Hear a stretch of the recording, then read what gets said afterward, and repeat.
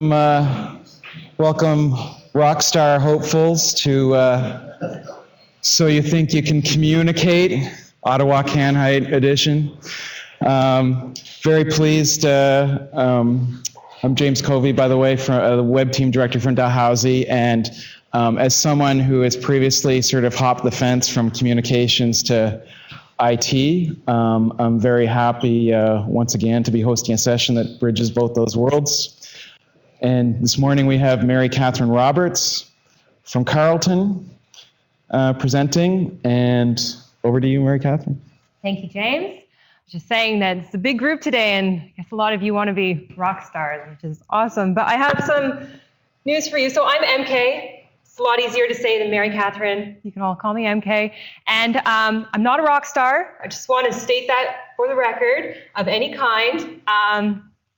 What I am is the communications advisor in the IT department at Carleton University. So what does this mean? As the IT communications advisor, I spend about 60% of my time working on the CCS website. So this is looking at the analytics, updating anything that needs to be updated, really trying to make our website as usable and as user-friendly as possible. I work on IT projects. So this is moving to a new cloud email system for students. I work on things like when we moved from WebCT to our new LMS. I was involved with that communications project. So a lot of big IT projects, big and small actually. I do service promotion. So this is telling our IT stories. I do strategy and organizational changes. And I also am involved in the big outages. So this is the stuff that we don't really expect. Sometimes it just happens. Wireless isn't working or whatever. That's what I'm brought in to communicate to the whole campus that something went wrong. In case you're curious, 40% of my other time is spent on the web. I host writing for the web and I host Google Analytics workshops. I'm involved in creating a social media strategy for the entire university. I'm involved with training all of our web people on how to do good things on the web. So I do a lot of stuff. And today, what I'm going to talk about is what I do for the IT department in terms of communications. Now, I'm just curious, how many people here have a designated IT communications person for your IT department? If I could just get a show of hands. Okay. For us at Carleton, so that was, I'd say, like 40% it looked like. For us at Carleton, this position is new. I've been in this position for about 2 years, and I was working with the web services department prior to this. So even for Carleton, it's new to have an IT person designated to communications. So when I was thinking about this presentation, I was thinking about the 5 things that are super important for IT communications are actually kind of the same thing that a rock star does. So my job is actually kind of like rock stars. Rock stars practice, we plan. Rock stars have fans. We have an audience. Rock stars go out on tour. We have channels. Rock stars create music. We have content for that. And rock stars reminisce at the end of their careers. And what we do is we evaluate. So first thing the rock stars have to do is practice. And first thing that as a comms officer in the IT department, you need to plan, especially for these big projects, these big high impact projects. The earlier you start planning, the better. When I'm talking about planning, in the communications planning phase, I'm talking about research. Do your research. What have other universities done? Chances are the project that you are implementing is not something brand new. Chances are another university has done it. So why not look into how they've done it, right? I mean, when we moved to our new LMS, so we had to go off of WebCT and switch to a new LMS. So we went from WebCT to Moodle. I know we're not the only ones who have done this, right? So I looked to other universities to see what did they do for their communications, how did they reach their audiences, what kind of messages did they put out, that sort of thing. And for the LMS project, we started planning our communications the second we knew that we were moving. This meant like 3 years before we were actually going to move systems. We started planning really, really early because the earlier you start planning, the better. When you plan, create clear goals and objectives. What is it that you're trying to communicate? What is it that you're trying to accomplish? The clearer your objectives and your goals are, the better you'll be at evaluating your success. This is really, really important. And last thing, which is not the last thing, I think that this is actually probably the most important thing, is to gather your resources. Get your people together. Get your stakeholders in a room right from the start. And I'm talking about communications. I'm not just talking about stakeholders in terms of the project, like the CIO and the project sponsor. I'm talking about your main communications people. Who are your mouthpieces to the campus? Get them in a room, get them involved in the planning, get them involved in creating the key messages, because as an IT department, we don't always know the best way to communicate to students, but you know who does? Your student services department. They know how to talk to students. Get them in the room, get them talking about what does it mean for a new cloud email system for students. The sooner you get people involved, the better success that you'll have. So one thing that I did mention in the beginning is that there are some things that I work on, like big outages. So this is the fail whale from Twitter. So sometimes stuff breaks. Sometimes stuff breaks and you don't expect it to. And sometimes it's stuff that has really high impact to campus. So this is where I come in. For most of our outages, I'm actually not involved. It's with the really high impact outages that I am involved. Sorry. And before I came into the picture, when something bad happened, we didn't always have a clear message. We didn't always have a consistent message that went out to all of the channels. Different people were finding out from different people, so it was really kind of a little bit all over the place, right? We just needed that one person to channel the message and to get the message out as quickly as possible. So when we have a really big outage on campus, the first thing that happens is the issue is discovered. We find out the service impacts and, if possible, the time to resolve. It then goes to first phase communications. So someone else performs the initial scope assessment. They post it to our generic, what I mean by generic channels here is to our CCS outage page. And then it comes to me and I start preparing it for broadcast communications. So I tailor the message for our student services department. I tailor the message for our communications department, and I make sure that these messages are consistent.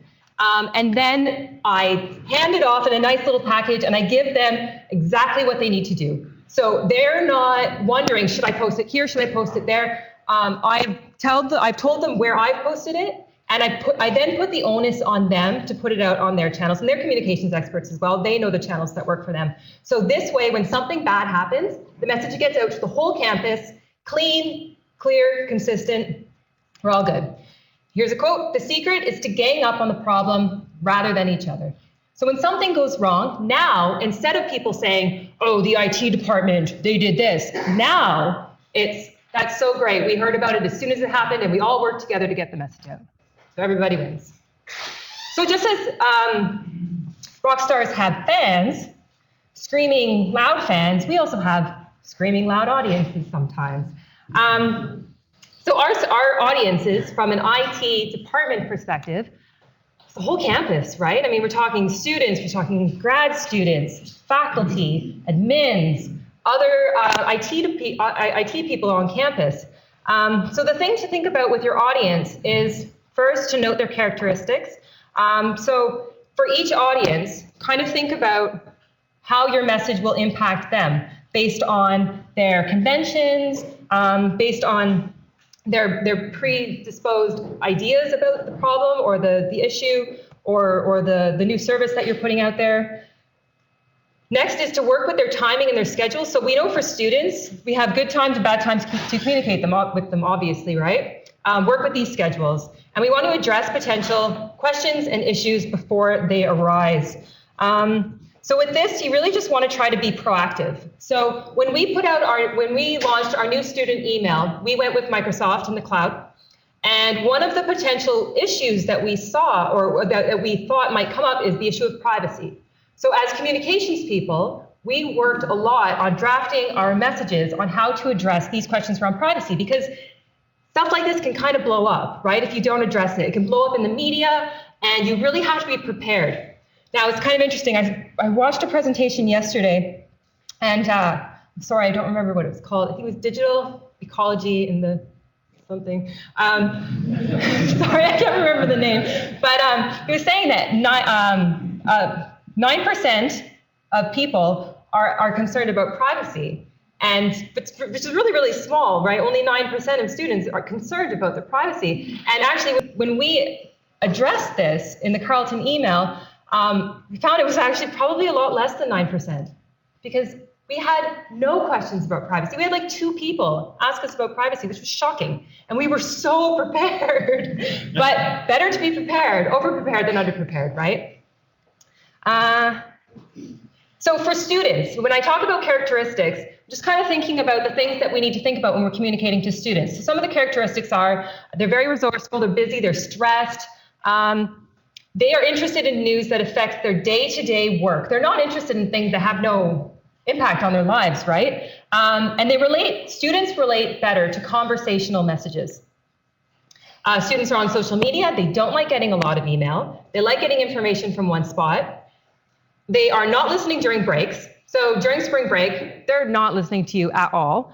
They're not listening to you during exams. They are way too busy, and actually giving them information during exams is the worst time that you can give them information, because first of all, they're busy, and you don't want to stress them out anymore, right? By telling them that a big system is going to go down or something. And they may need to hear your message more than once. So where did I get this information from? It's not just me. This is information that I got from our student communications benchmarking project that was done university-wide from the Student Services Department and a committee that we have on campus. So another huge part of my job is to work really closely with these other comms officers on campus. So I was involved in this student communications benchmarking project. So I'm really aware of what channels work, what channels don't work. I know that students don't like getting a lot of email because we surveyed them. We did a benchmarking project. We know that putting messages in the portal is very effective because students are already going there. We know that putting messages on the login pages is very effective because students are going there. And we know that Twitter is effective because we did our student benchmarking project. So know what works, know what doesn't work. And most importantly, always, always, always ask this to all of your audience. How does this impact me? That's what they want to know. They don't want to know that XXT34 server is down. What does that mean, right? How does this impact them? How does this impact their job? Communicate that, understand that, you'll get the message out great. Just as Rockstars go on tour, we have all of our channels that we can tap into. So for our channels, this again ties into being close with your comms officers on campus. Not only know what channels are available, but have a contact person for each of these channels. So chances are there's a ton of newsletters going out on campus. For our students, we know that there's not anymore because we did the benchmarking project and we were able to get rid of the ones that were duplicating. So we're able to streamline our content that goes out to students instead of just hammering them with information all over the place. So I know exactly what newsletters go out, what newsletter goes out to grad students, what newsletter goes out to current students, and I have a contact for them, and I know when their publication schedule is, so I get my notifications into their newsletters in time for it to get published. I have a list that I refer to. I don't really need to anymore. I did this at first when I didn't know people, but now I just call them up. And but again, it's having those relationships, being able to have a contact person in each of your key audience departments and know how they communicate. Use your website to its full potential. Your website is probably the first place where you post all of your information, right? So how do you get that information out to other people? Are you making it search engine friendly? Are you writing for the web? Are you looking at your Google Analytics to find out if people are following your call to actions? Are you using call to actions? Use your website to its full potential. I could talk so much about this because like I said, I'm from the Web Services Department. And to me, when I became a comms officer for the IT department, this was the first thing I did. First thing I did was redo the website. You'll remember that I did that. I looked at the Google Analytics reports. I streamlined it. I consolidated it. I got rid of I think 70 pages. Consolidated all that information. I tried to rewrite as much as I could. It's very time consuming, obviously, to rewrite all of that content. But the website, to me, was the most important thing. And I love RSS feeds. RSS feeds are a great way to feed your information out to other places. So I categorize, we use WordPress, and categories are great with that. So when I categorize something as employees, it feeds to the carleton.ca/me, which is the Carleton University staff and faculty homepage. So every time I post something on the CCS website, it goes out to our main staff and faculty page. So I tag it employees, employees see it. And leverage your existing social media channels. So where should you be? I'm talking IT department, don't forget. I'm not talking university-wide strategy because that's whole other presentations, which we've seen. But for your IT department, should you be on Twitter? Should you be on Facebook? Should you be on YouTube? Should you be on Pinterest and Instagram and all this? My question is, it's not so much about whether you should be, but can you be? I mean, do you really have the resources available to manage these channels properly? I think it's much better to have a well-maintained social media channel than to have one that's barely updated, you're not really responding to people. So if you're going to use social media, make sure you have the resources to manage it. And talk about that in a little bit. But first, I'm just going to show you our website. So I said I love RSS feeds. An example of how I use RSS feeds. So this is our email page. So this is information about all of our email accounts, and every news story that I post, I categorize this email and it gets pulled onto this page. So it's just another way to get to not just keep your news story in one place, but to put it out and single source it to multiple places, right? This is just an example of our Twitter account. I do manage our Twitter account, but I'm not the only one who tweets for us. So for the resources that I do have to me, I give them a document on, it's called How to Use the IT Twitter. And there's Twitter rules, really basic stuff, just like how to use social media as a person, be polite, all that good stuff. And I have a content strategy plan. Right now, our university, we have guidelines for social media that were created on a broad level. We're working on a strategy right now. So my strategy is going to tie into this overarching strategy once the university has created it. So right now, I do have an IT, Carleton_IT Twitter plan, which includes what to tweet. So it's basically a content strategy, what hashtags to use, and how do you measure the success of your tweets. So this is just an example of the different kind of things that we tweet. So we have a phishing alert.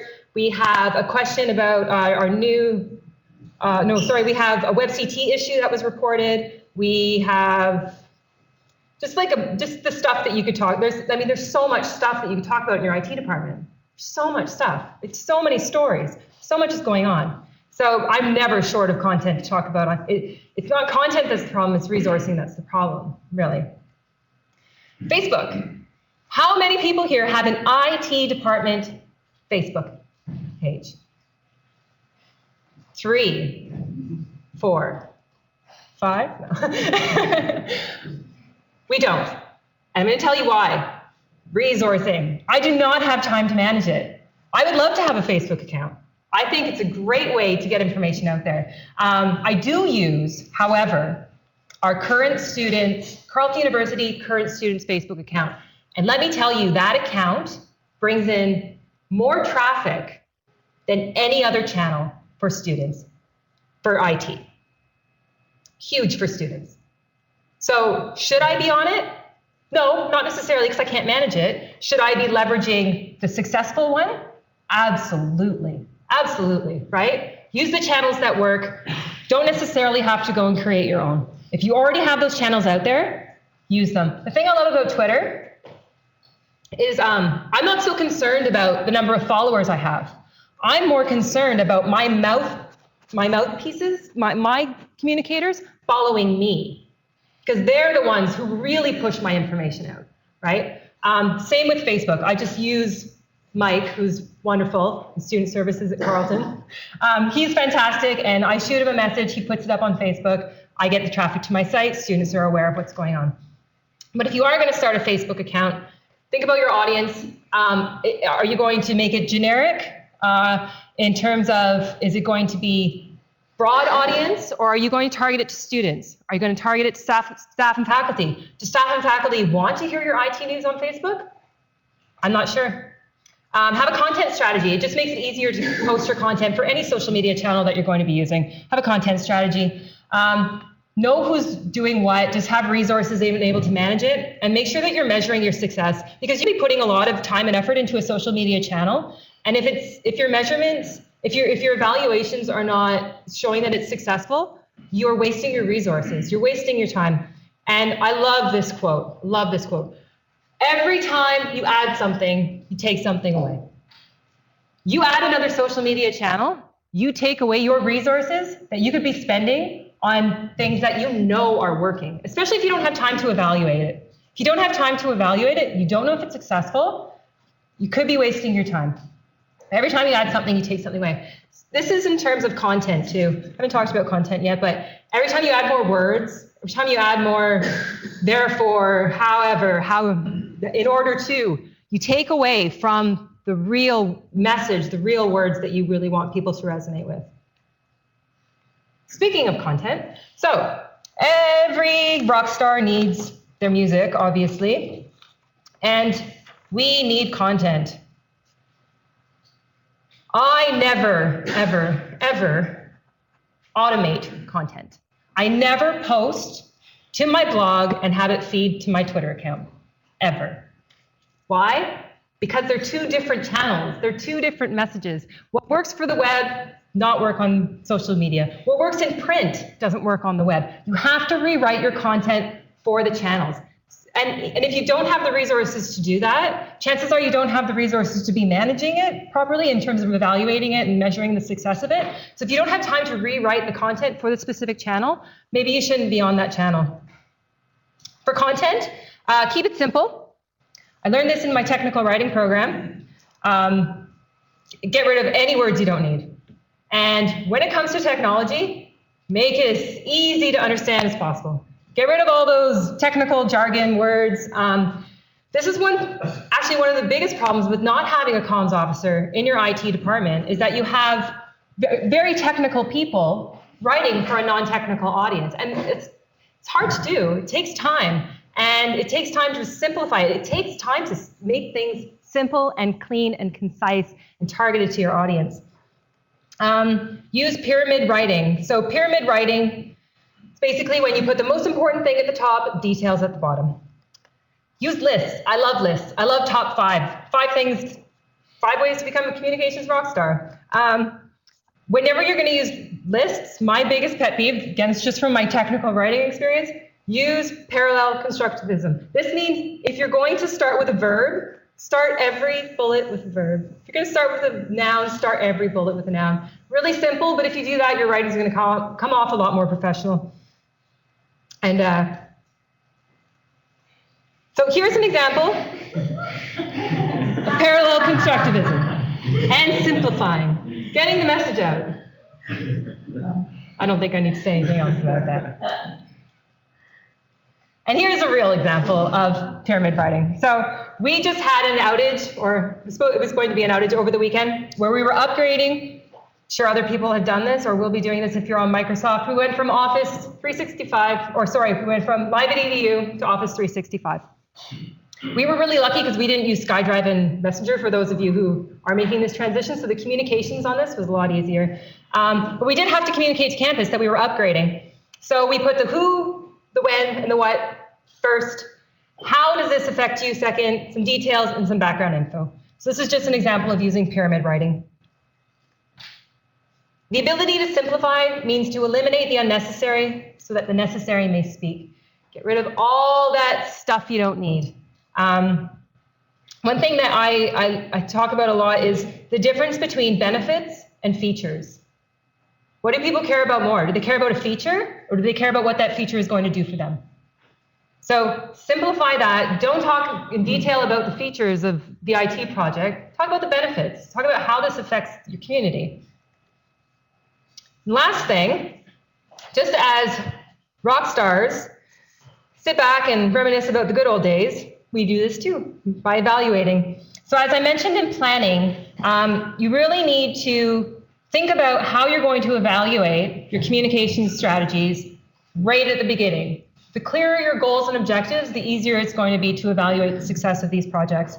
So why do we evaluate? It improves the effectiveness of your communications. You can see what's working, you see what is working. You can see what works in terms of engagement. So just because you're getting a lot of hits to your site, are people actually engaging with your site, right? So looking a little bit deeper and not just looking at likes and a number of followers, but really looking at how people are interacting with your content. It allows you to reflect and to find out, I mean, sure, your mistakes are going to be made, but how do you learn from those mistakes unless you take time to evaluate? So in terms of evaluating, know what you're evaluating. So like I said, is it enough to just count number of followers and number of likes and number of hits to your website? I don't think that it is. I think that it's much more valuable to look at how many conversations are had, how much, in terms of hits to your website. So people might be coming in, but are they bouncing? Are they leaving right away? Are they only spending 2 seconds on your page? So if people are coming to your page and spending 30 seconds on a page that you think that takes 30 seconds to read, that's success. So you really need to look at more than one touch point. Can't just look at the number at face value. Can't just look at the hits. You have to look at everything all together and put it into context and think about what those people are actually doing and how they're actually engaging. So know what it is that you're evaluating. So even though, like, you have to set goals and objectives for your overall communications plan, but set goals and objectives on your evaluation as well. And if you set SMART objectives, which is specific, measurable, attainable, results focused, and time specific, if you meet 4 of these things, then you know that you are actually going to be able to measure. I think being able to measure it is the most important. So if you have an IT security awareness program, for example, and your goal is to increase awareness, how do you measure that? What is awareness? What was your baseline of awareness to start with, right? Is awareness in terms of maybe something that might be a little bit more measurable is less clicks on phishing attempts. Problem with this, how do you know if it was your communications that caused that or if it was something else, right? So there's a lot to think about in terms of creating these objectives to measure, and you just have to have it all aligned and know that you're measuring the right thing. And last thing that you want to do is share your lessons learned and share your successes. Again, I work really closely with a lot of the comms officers on campus, and we're always figuring things out. We're always figuring out new ways to communicate with staff and faculty in particular. Students are a little bit easier. Social media is pretty good with them, but staff and faculty, I mean, finding things that work and things that don't work all the time. So sharing these lessons learned makes us all successful as a campus. So it's a lot of text I have here, but to evaluate the success of your communications, you can either look at quantitative data, you can qualitative data, you can look at both. So some things in quantitative data that we can look at are actual conversions. So if you have a new email account that you're trying to get students to sign up for, you can actually look at how many people signed up, right? You can look at your Google Analytics, again, saying, look at more than just one data point, look at hits plus time spent on page. I don't know if anyone else here uses Google Analytics, but I love the navigation summary report. I love to be able to see where people went next on my website and see if my call to actions are working.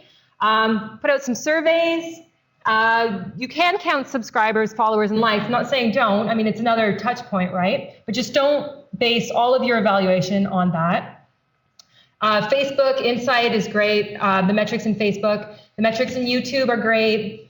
Look at how much your hashtag was used. Look at your mentions. Look at your retweets. I've used Hootsuite for this. I've been just able to see everything on the dashboard and look at it like that. You can use Bitly. I put Cloud up there because I know some people still really like Cloud. I don't like Cloud personally. I used it for about a month, and I didn't really care if I was popular or not, so forget that. But they're just options that you have available to you to use. And if you're going to use something, just be consistent with using it to track your communications. And then you can use different kinds of qualitative data. So you can do interviews, surveys, focus groups, social media feedback campaigns, so asking people what they thought about something. For the qualitative data, I only do this for the really big projects. It takes a lot of time, obviously, but we had a new identity, well, we have a new identity and access management system that we were rolling out to the whole campus. I'm working on this for like 3.5 years now. So it's been a long process, but from a communications perspective, we went in different phases. So we started with staff. There was a lot of lessons learned from our communications, a lot. We found out what worked, we found out what messages worked, we tested different messages to see how those would work out. And then once we finished the staff phase, we moved on to the faculty phase. And we learned a lot based on our quantitative and qualitative data that we were able to apply to our communication strategy for targeting faculty of the same project. So being able to look at your both qualitative and quantitative data is really, really important. And ask a lot of questions of yourself as a communications person about whether or not your communications are working. So ask, is your audience more informed? Are they more engaged? What evidence do you have of this, right? So you could see maybe more conversations happening on Twitter. You might hear some comms officers talking more about it, or you might just hear a buzz on campus about the new email system that people either love or hate. Are there changes that need to be made? So you can look at this mid-stage. And if you, by evaluating your communications, you can see, should I make some changes? Are there ideas that I need to abandon? So you might have had this awesome idea to do this Twitter campaign and nobody's picking it up. Abandon it, abandon ship, get rid of it. Spend your time, spend your resources on things that are working. Has anything happened that may affect my progress? So maybe there were other things happening on campus that affected the success of your progress. So you need to be aware of that so you can change things along the way. And can you actually claim to have made a contribution to the change? And how? So like I was saying about the phishing attempts, we could put out all these beware of phishing notices with these, like in an infographic, or have a Twitter campaign or something like that. But can I actually claim that my communications was the cause of lower phishing attempts, right? So it's just things you need to think about and what else is going on. And then once you're close to the end of a project, start looking at your communication strategy and see, have you actually achieved your goals and objectives? What lessons have you learned? And with whom can you share your lessons with other comms officers in the organization? You share it with your CCS team. The more information that you could share, the better it is for everybody. Because even though comms officers I know a lot of people here don't have a comms officer in their department. So the more that we share what works and what doesn't work, the better your communications will be. And experience is what you get when you didn't get what you wanted. So even if at the end of the day you said, oh, that it's total fail, nobody did what we wanted them to do, and people were really angry about the new service, so you learn from it, right? So in conclusion, I think I might be really ahead of schedule. Yep, 3 minutes ahead of schedule. Oh. So in conclusion, the 5 things that you need to do to be a communications rock star are: first, to have a plan. Just have one. Start with a plan. Great start. Involve people early. Get those resources, get those comms officers, get your stakeholders in a room, talk about it, find out the best way to reach your audience. Second is to think about your audience. Think about any potential prejudices that they might have about the new service, potential issues. Think about their IT knowledge. How much do you need to explain about the new identity and access management system? Do you need to explain what an identity and access management system even is, right? So being aware of your audience and what their technical knowledges will really help you to draft those communications messages, and be aware of scheduling conflicts. Know your channels, know what works best for you, and tailor your content accordingly. Tailor the content specifically for the channel, and tailor it for your audience as well. Use RSS feeds, they're great. Get social, but keep in mind your resources. Fourth thing is content. Tailor your content, use pyramid writing, keep it simple. Get rid of all those unnecessary words, and think about the benefits over the features. What's in it for me, right? And last thing is to evaluate and include evaluation in your initial plan. Again, the clearer your goals and objectives, the easier it's going to be to measure your success. Get feedback from the people who are actually using your services. So either through Twitter, or you could put out a survey, and report to your other comms officers, report to your department, and be even better next time. So that's all. If anyone has any questions. Oh. Okay, so first question, can you give an example of communication that was challenging to publish and how you handled it? What channels did you use for this? Challenging to publish. I have to think about this one. I think any project that, 1, is highly technical, 2, you need people to do things, and 3, targeting multiple audiences is challenging. what I'm thinking about is our identity and access management system. Explaining to people why this is important. Yeah, it's just your password, but it's kind of important. And so what if, like, you have to explain all the services that they can access with it, and why this is important, and how they can change their password. So that, yeah, that one was challenging. What channels did we use for it? Depended on the audience. So staff and faculty, email. Actually, faculty knock on their doors. Faculty are really hard to communicate. I'm just going to be honest. Faculty are the hardest to communicate with. I'm still not entirely sure what works well and what doesn't. So I email them, and I get support. I get support from the deans. I get support from the executives. I should have said that early on, because that's really, really important. But that's kind of part of your gathering your resources. Get the stakeholders, get the people who can communicate down involved. For students, students was easy, actually. What we did for students with the identity and access management system is we coupled it with the new email system. So when they signed up for their email system, they got their new identity and access management password. So that was really easy. And we did it through a channel that students had to access anyways, which is Carleton Central, which is the registration tool. So we put a pop-up in the registration tool to get students to sign up for both services at once. That one was easy. Communicating to them why this is important and how they could change their passwords, not so easy. And then for staff, communicating the identity and access management was pretty easy. But then we pretty much just made it mandatory. We locked out their accounts if they didn't sign up, kind of thing. So there was a lot of warnings there, and then once they didn't do it, sorry, can't do that with faculty though. Yeah, you don't want to lock out a faculty, so that was a lot trickier. But yeah, for staff, we used our RSS feeds on our website, and we emailed them. Should I? Yeah, okay. So next one. When a notice gets accidentally or mistakenly sent out too fast, what's the best way to handle further communications? Send out a retraction immediately. Also, don't do this.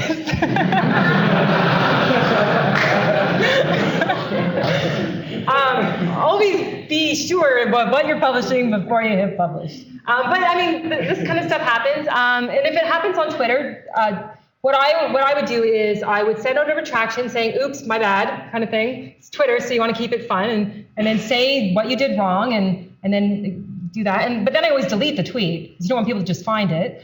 And then if this happens on our website, again, we just send out a retraction immediately. And if it's something that went out to the whole university, we send out another message in the same channel, through the same channel, basically. Is security awareness an ongoing activity that you do? Yes. Yes. I have an IT security awareness content plan. That's actually separate from my regular CCS communications plan. So this is a content strategy plan. It just makes it easy to know what we're communicating at different times of the year. And again, this is part of the keeping with the schedule and knowing what's happening in different cycles in the university, right? So in January, people are coming back from Christmas, setting up their passwords. So in January, we put out a security notification about how to change their passwords, kind of thing, right? Or if it's in the summertime and a lot of people are working from home, how to safely access resources from off campus. So we have a content strategy for different times of the year, and yeah, we put them out in multiple channels. We put it out on Twitter. I've seen some great things done on Facebook in terms of security awareness. I saw one university, I don't know if it was anybody here, I can't remember who it was, but they took a picture of a desk and a computer with nobody sitting at it, and they said, what's wrong with this picture? Obviously, the person left their computer unattended, right? So it's nice on Facebook to be able to post those kinds of pictures, but adding visual elements to your communications will really help, and especially with IT security awareness, because it can be pretty boring, right? So you want to make it as interesting as possible. I love infographics. They're not the most accessible thing, so I don't know if I'm going to be using them for very much longer, but I use PictoChart. PictoChart is super easy to create infographics. So it's a great way to get out IT security awareness. And last thing, sorry, I'm talking a lot. How are you measuring the success of your communications tools and metrics? I think I kind of covered this, but yeah, I'm constantly in my Google Analytics reports. I'm looking at them in terms of not just hits, but time spent on page is really, really important. The success of the communications, again, conversions, mentions, retweets on Twitter, not just follows and likes, but actual interactions. And whether or not people are actually doing what I want them to do is a good measure of success for communications and the overall project plan. So the communications plan always fits into the major project plan with the big projects on campus, and communications does play a really big role in these. Like when we switched from WebCT to Moodle, the communications plan was really extensive for that. We needed to tell people pre-choice kind of thing. Then we had to tell people post, and then during, and then after. So we had actually a 4-phase communications plan for that. And evaluating the success of each of those 4 phases depended on my goals that I had set up, right? So I always referred back to my communications goals to measure the success. Do you still use old-fashioned pen and paper to communicate? Posters, inter-office mail? Yes. Posters are great. Posters are awesome.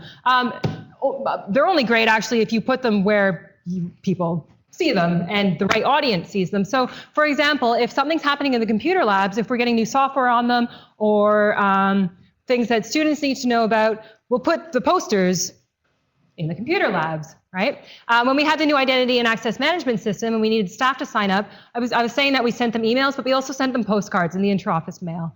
So yes, we do still use some kind of old-fashioned means of communicating. I think that they're really valuable. People like to hold stuff, so it's good to give people things to hold on to. We've still got 3 or 4 minutes if there are any more questions from you folks. Any? You can have it right here. Oh, yeah. In the IT department, pretty much. There's somebody in the service desk who handles the day-to-day outages, all the planned outages. She will post them to the website, but in terms of IT communications, yeah, it's just me. I would love a team of people. I have 2 great co-ops that help a lot, but yeah, it's just me. Which is why resources is really important, and why I don't spend my time on Facebook, creating a Facebook page, because I just don't have time. Anyone else? If not, MK, thanks so much. That was really engaging.